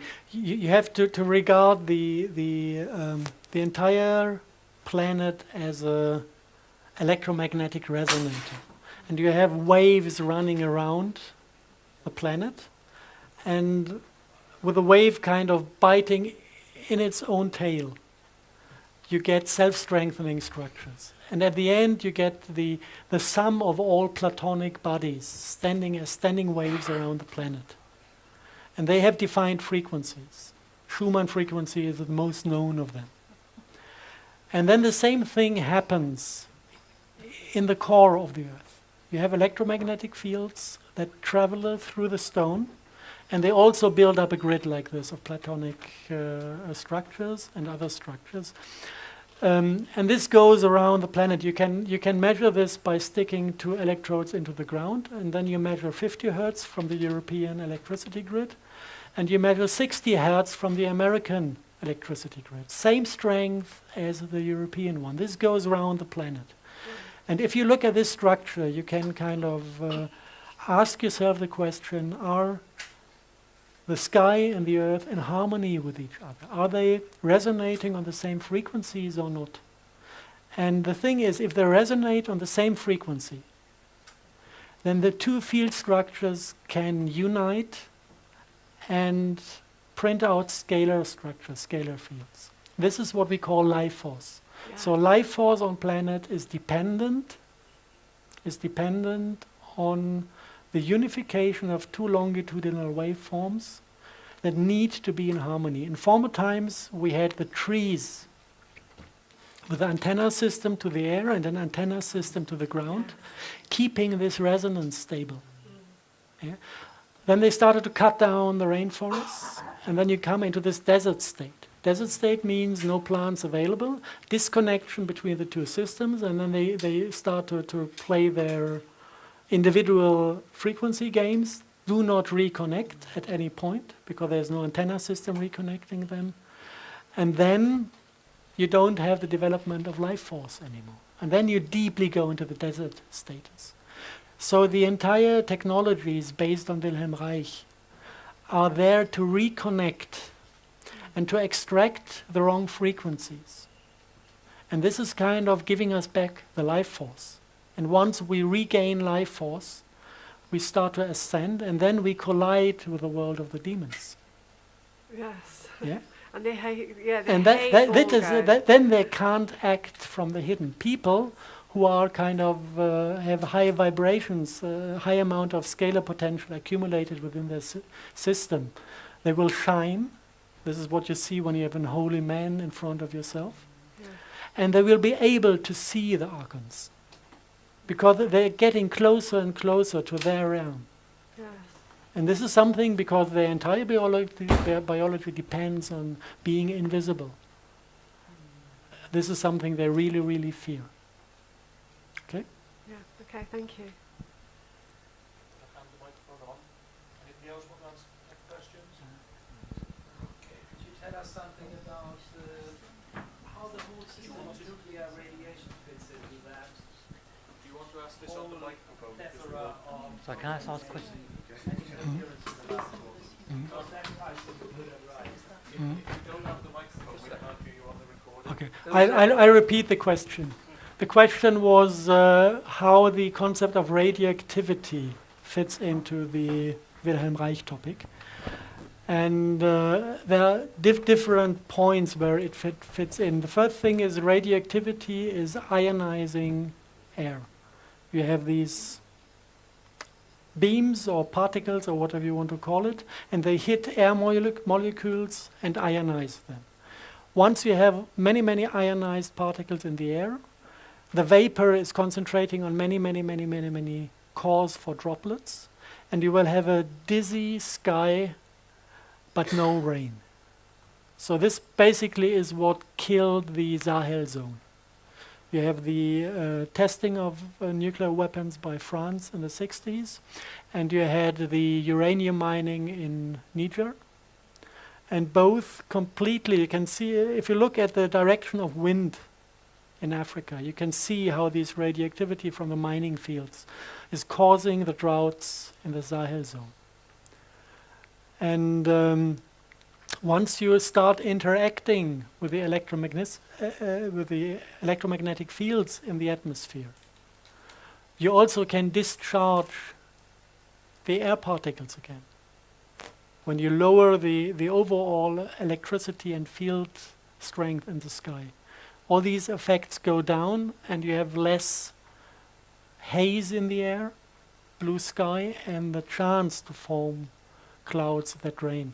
You need to know if you look into the sky, if you have high pressure, you have this hazy, dizzy, whitish sky, whiteout. And if you have low pressure, you form clouds, and they look like brown sausages. They are completely oversaturated, and they also don't deliver rain. So you need to distinguish a few things before it really becomes a theory. But actually, the radioactivity is adding up ions to the air. And if you have too many ions in the air, it's hopeless. So there are many, many good reasons and also good methods to extract the radioactivity from the air. But it's a completely different... if you want to, I can make a basis 60-something or 70-something about desert greening in Africa. Then we can deeply dive into the topic of climate control and healing of natural systems instead of fucking them up even more.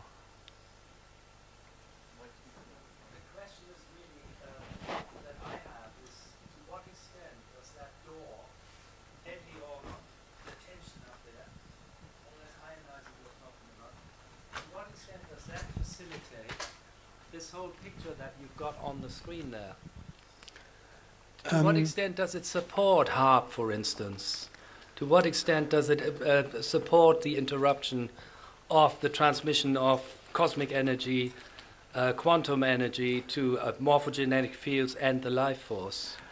That's sort of where I was. I would look at it.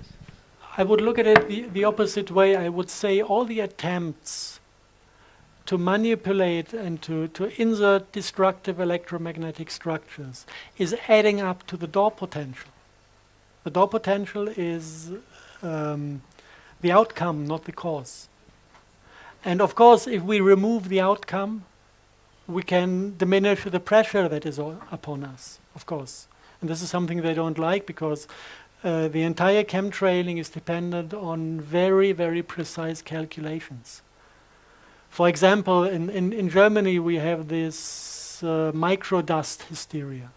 They're measuring microdust in every city, and they define that all the diesel vehicles need to stay outside of the big cities. This is because the component of the carbon dust makes it impossible for them to precisely control the cluster density of the crystalline nanoparticles. If you have technology that is only measuring particles and you have two different types of particles and you want to precisely define the concentration of one particle but you can measure only both. To make this function you need to completely remove the carbon particles. This is why people are not allowed to drive in the inner city anymore with certain vehicles, because they need to measure and control this. So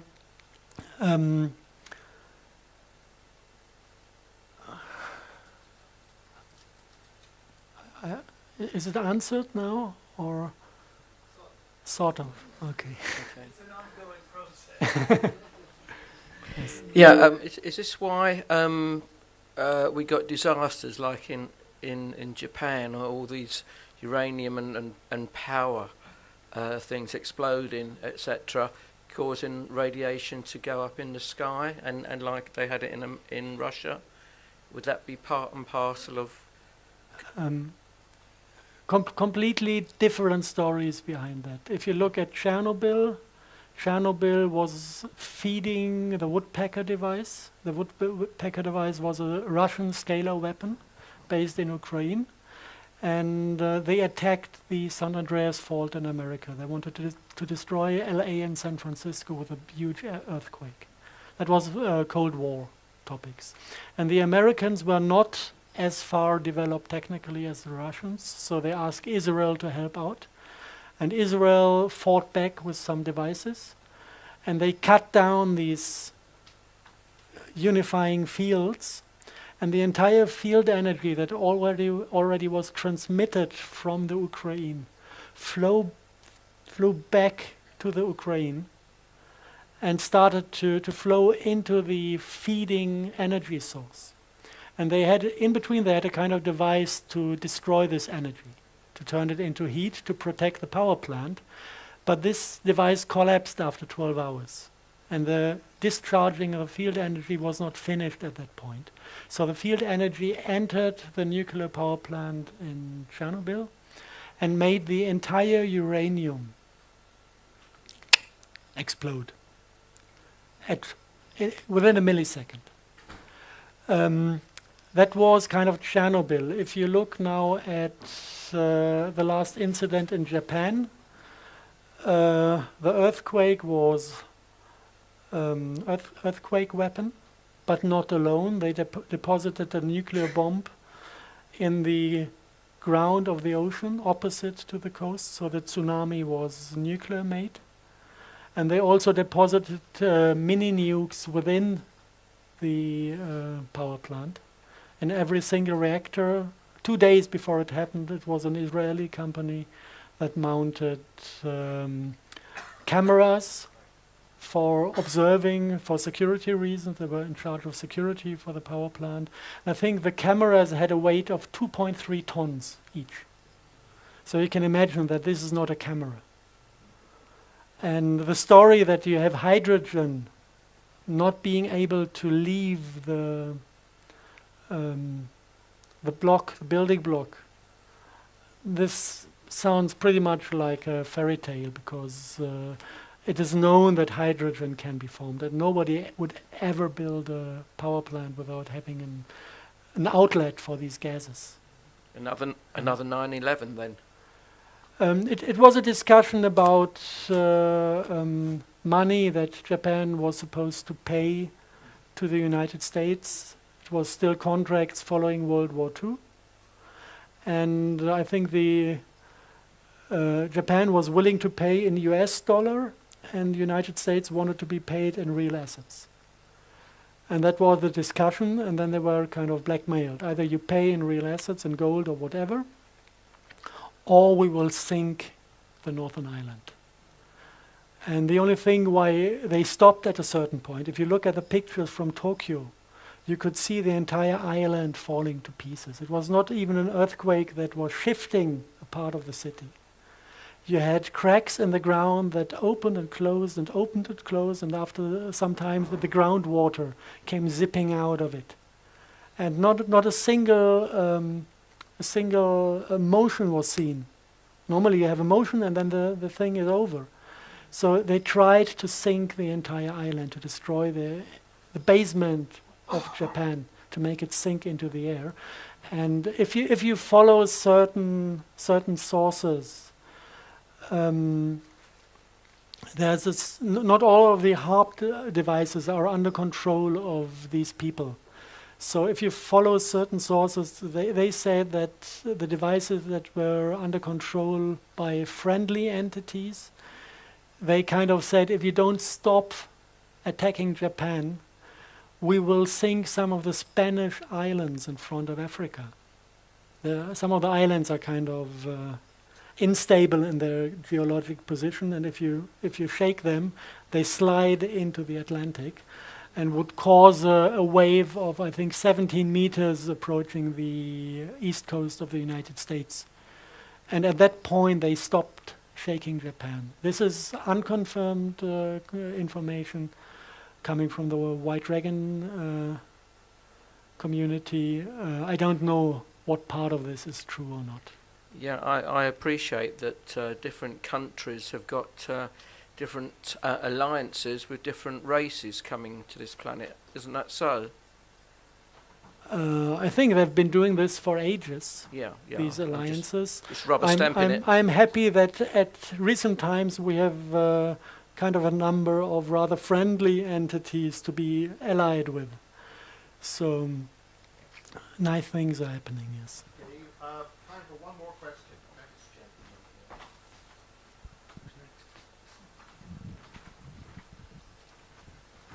Are there any positive uses for scalar wave technology, such as like radionics or any type of positive use you can see for scalar waves?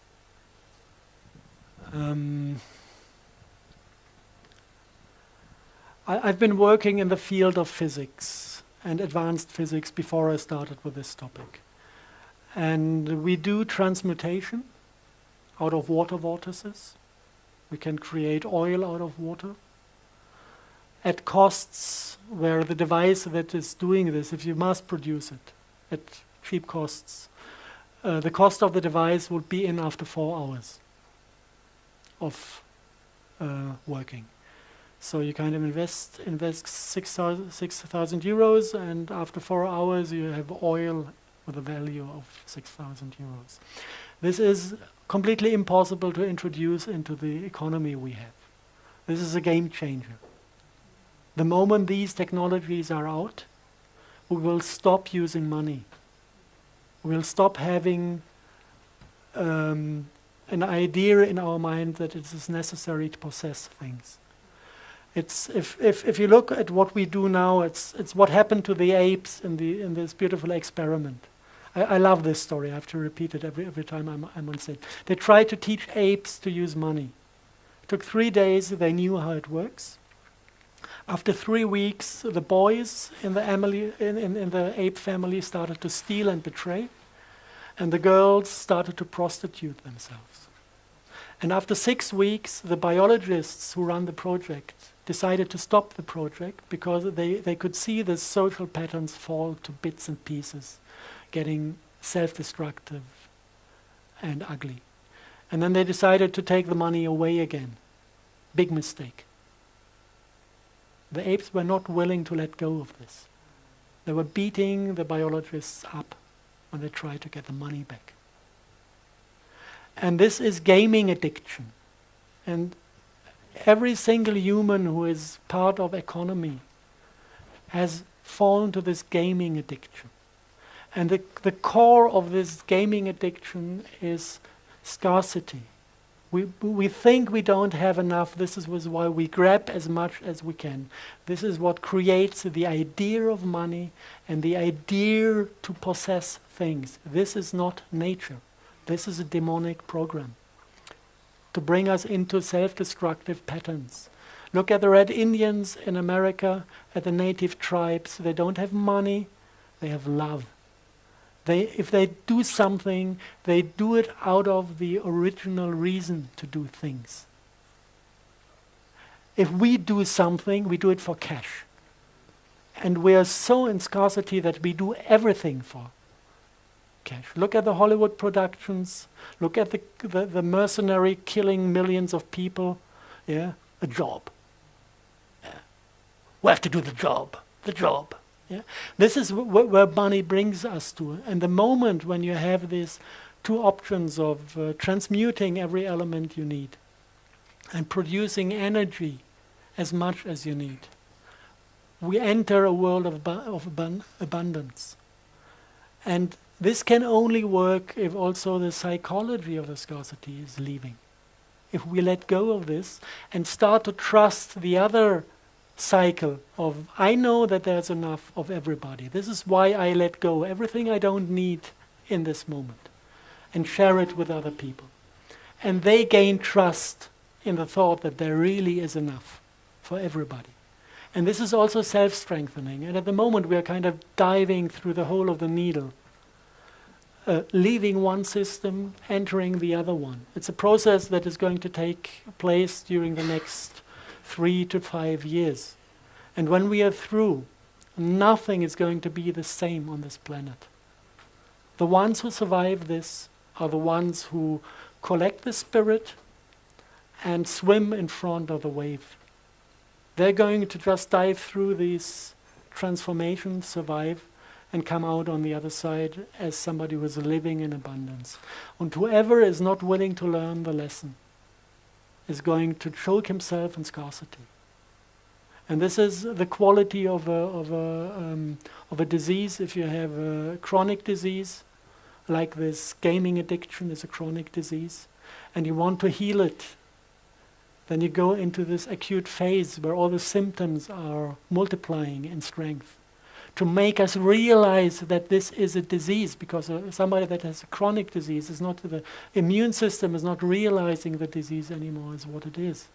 So you need to multiply the symptoms to give the system a kick to start realizing where the enemy is. And then transformation can happen. So this is what we are heading to. And if you know this, you can be completely free of fear, because you know what is coming to us. And if you realize that actually also all this bullshit I've been lecturing about today is not dangerous if you bring yourself into the state of heart, because they're addressing blue and red. And if you're green, if everything is controlled by your heart, if you identify yourself with your heart, not with your head, not with your ego, then every attempt to manipulate you is realized as an attempt to manipulate you, because you know who you are. So there's no need to be afraid of this stuff if you take the necessary steps in your own development. And this is all beauty. And this is free of fear. And this is time over. Okay.